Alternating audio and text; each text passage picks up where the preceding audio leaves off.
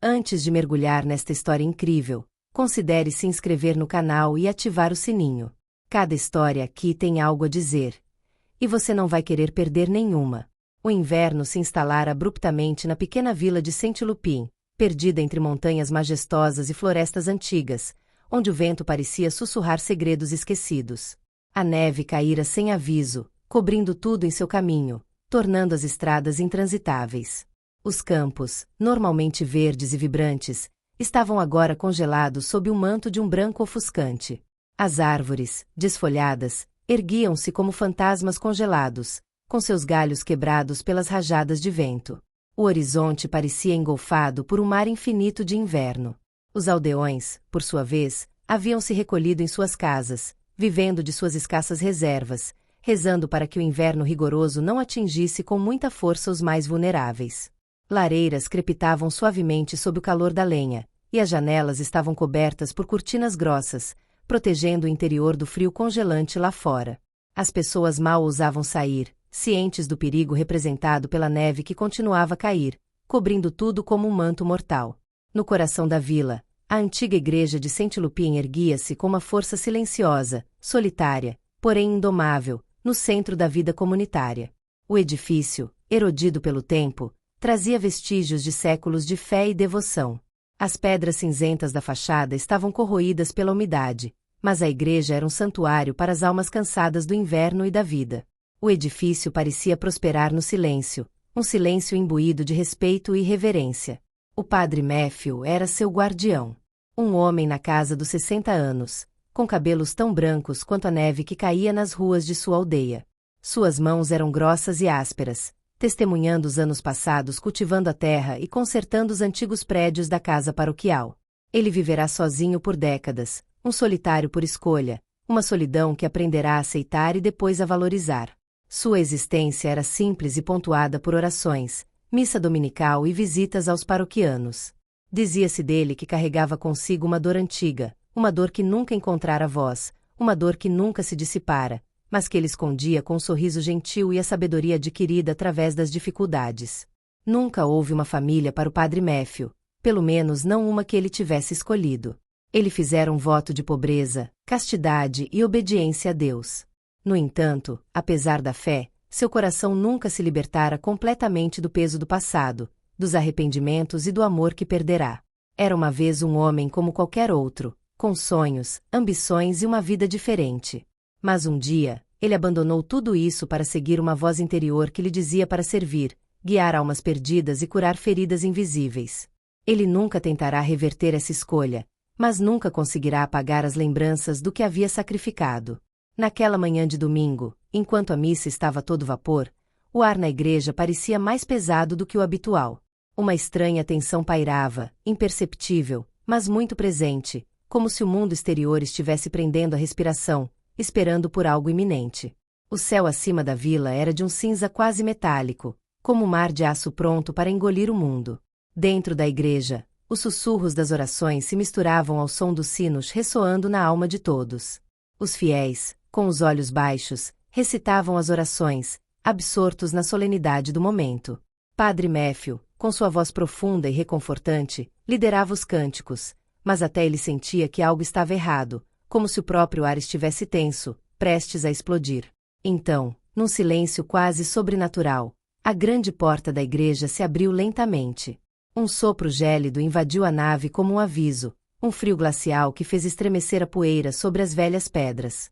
Os raios pálidos da luz do dia, quase ausentes devido às nuvens pesadas, penetravam pelos vitrais, lançando sombras estranhas e mutáveis nas paredes da igreja.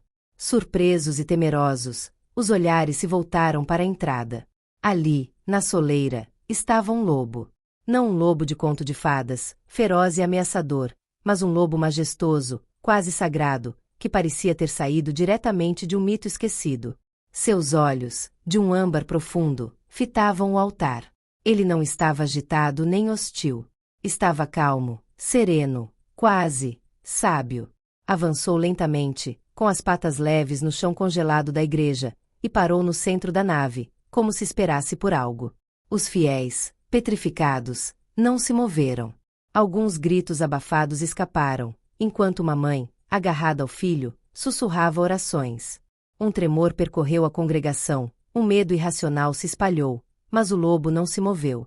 Observou os rostos aterrorizados dos aldeões, como se os compreendesse. Então, seu olhar se voltou lentamente para o padre. O padre Matthew, contra todas as probabilidades, desceu lentamente os degraus do altar, com o olhar fixo no animal. Não havia medo, nem hesitação. Uma estranha calma o invadiu, uma paz que não sentia há anos. Parou a poucos passos do lobo e encontrou seus olhos. Naquele olhar, ele leu algo profundo, algo desesperado. Não era apenas mais um animal. Aquele olhar era um chamado. Um pedido de socorro. Um pedido de socorro. Um chamado que ele nunca imaginou que receberia de um lobo. O lobo então se virou lentamente, com os olhos ainda fixos no padre, e, sem emitir nenhum som, saiu da igreja. O padre Mateus, com as mãos trêmulas, voltou-se para os fiéis, mas não tinha palavras. Sabia o que tinha que fazer.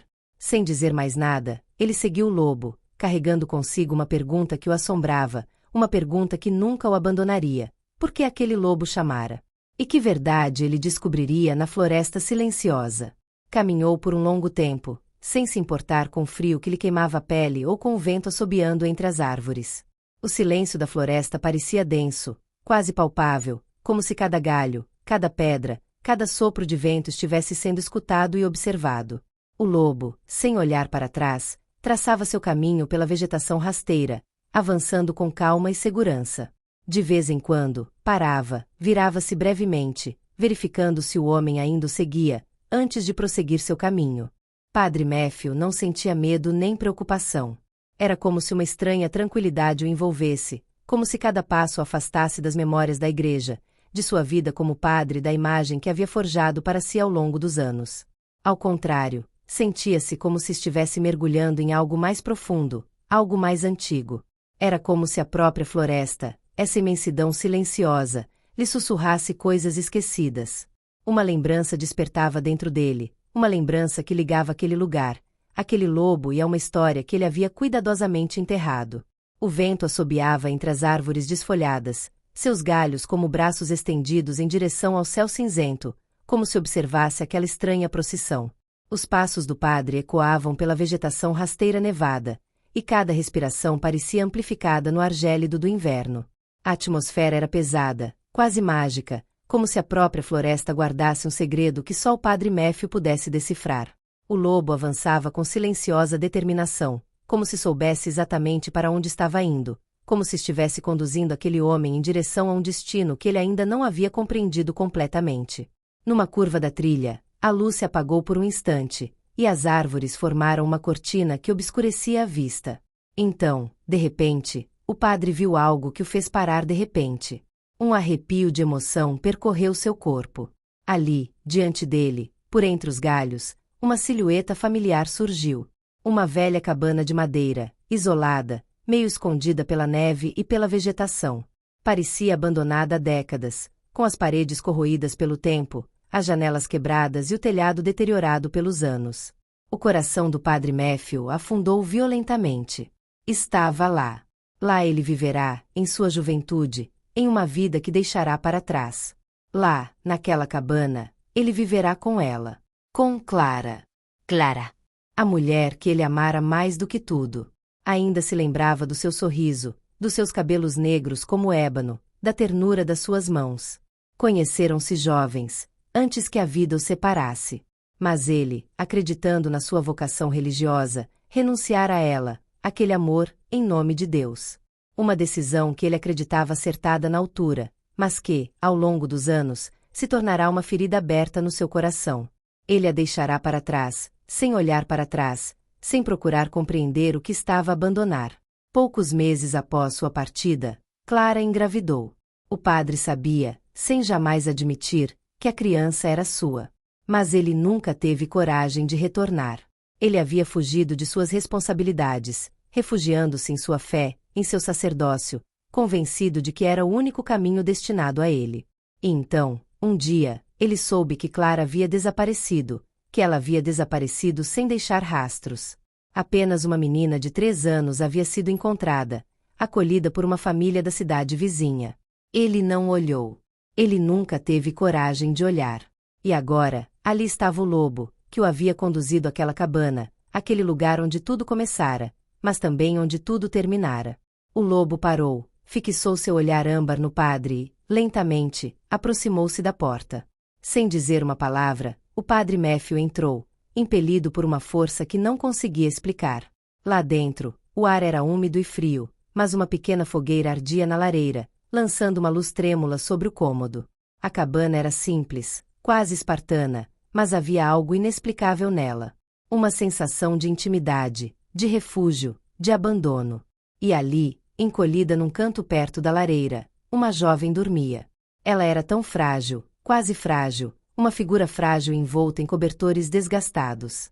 Parecia febril, seu corpo tremendo no calor da fogueira improvisada. Ao lado dela, 2 pequenos filhotes de lobo choramingavam baixinho, aconchegando-se contra ela em busca de calor. O velho lobo aproximou-se da jovem e deu-lhe algumas lambidas na bochecha, com uma ternura quase humana. Em seguida, virou-se para Matthew, como se quisesse indicar que aquele lugar, aquela situação, era sua responsabilidade. O padre Matthew ajoelhou-se lentamente ao lado da jovem. Seus olhos pousaram em seu rosto febril e pálido, marcado pelo sofrimento. Ela era tão jovem. Mal tinha 20 anos, talvez menos. Ela abriu lentamente os olhos, 2 olhos azuis glaciais, olhos que imediatamente impressionaram o padre pela semelhança. Eram os olhos de Clara. Os olhos que ele jamais esquecera. A jovem o encarou, com o olhar vagando, tentando desvendar o mistério daquele homem parado à sua frente. Sua voz, fraca e trêmula, saiu com dificuldade. Quem é você? Padre Matthew sentiu o coração se partir no peito. Queria dizer alguma coisa, mas as palavras ficaram presas na garganta. Finalmente, com a voz trêmula, sussurrou: Eu sou seu pai. Os olhos da jovem se arregalaram ligeiramente, mas ela não disse nada. Lentamente, virou a cabeça em direção ao lobo, que ainda estava parado ao seu lado. Seus olhos, cheios de gratidão, pousaram no animal. Então, com uma voz quase inaudível, ela sussurrou: Ele me encontrou. Ele me alimentou. Ele não me deixou morrer. O velho lobo aproximou-se e pousou delicadamente a cabeça no colo do padre, num gesto quase humano. Matthew olhou para o animal, depois para a jovem e, pela primeira vez em anos, deixou as lágrimas rolarem. Lágrimas amargas, lágrimas de arrependimento, lágrimas de vergonha, mas também lágrimas de gratidão. Ele nunca soubera como consertar o que havia quebrado. Mas ali, naquela cabana, ele havia encontrado um pouco da verdade. E o padre chorou. A caminhada de volta foi longa e árdua, mas ele não sentiu o peso dela. Carregou a filha nas costas, sentindo a respiração curta dela contra o pescoço, e a cada passo, murmurava uma prece, não tanto a Deus, mas a ela, a Clara, aquela que ele nunca deixará de amar. O lobo caminhava ao lado deles, silencioso, o olhar fixo, os ouvidos atentos. Ele não era mais uma ameaça, mas um companheiro, um guardião ancestral zelando por 2 almas destruídas. O trio seguiu por trilhas geladas e através de florestas densas. O padre Matthew parava de vez em quando para ajustar sua capa nos ombros de Lina, sussurrando palavras que sempre quisera dizer a ela: Estou aqui. Estou te protegendo. Você não está mais sozinho. Ao chegarem à aldeia, o silêncio se abateu sobre os habitantes. Primeiro, a silhueta imponente do lobo foi avistada, e alguns gritos de alarme foram ouvidos, forçados erguidos e portas batidas.